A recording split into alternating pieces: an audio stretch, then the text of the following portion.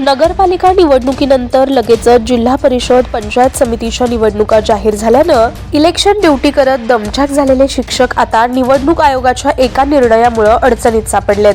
त्यांच्या नोकरीवर गदा येण्याची शक्यता नाकारता येत नाही.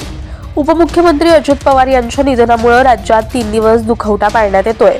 त्यामुळे सध्या सुरू असलेल्या जिल्हा परिषद आणि पंचायत समितीच्या निवडणुकीवर त्याचा परिणाम झालाय. अजितदादा यांच्या निधन दुखवट्यामुळे राज्य निवडणूक आयोगानं निवडणुका पुढे ढकलण्याचा निर्णय घेतलाय. आयोगानं जिल्हा परिषद निवडणुकांच्या तारखा बदलल्यानं शिक्षकांची मोठी कोंडी झाली आणि त्यांच्या नोकरीचा प्रश्न निर्माण झालाय.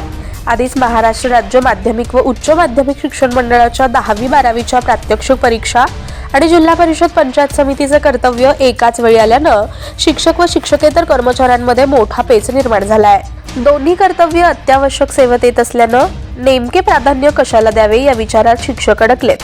कामाचा ताण वाढल्यानं शिक्षक शिक्षकेतर कर्मचाऱ्यांचे मानसिक स्वास्थ्य हरवू लागलंय. राज्यात 3 दिवसाचा दुखवटा असल्यानं प्रचार करण्यासाठी सर्वच राजकीय पक्षांना कमी कालावधी मिळाला.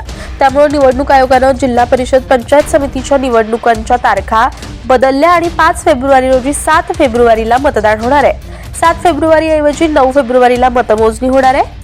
सुप्रीम कोर्टाच्या आदेशामुळे शिक्षकांना या दरम्यान टीईटी किंवा सीटीईटी परीक्षा उत्तीर्ण होणं बंधनकारक. मात्र सुप्रीम कोर्टानं शिक्षकांना यासाठी 2च वर्षाचा कालावधी दिलाय. त्यामुळे निवडणुकीची कामगिरी आणि परीक्षा एकाच दिवशी आली आहे. ही परीक्षा राज्यातल्या केवळ मुंबई, नागपूर, छत्रपती संभाजीनगर, अमरावती, सोलापूर या शहरामध्ये.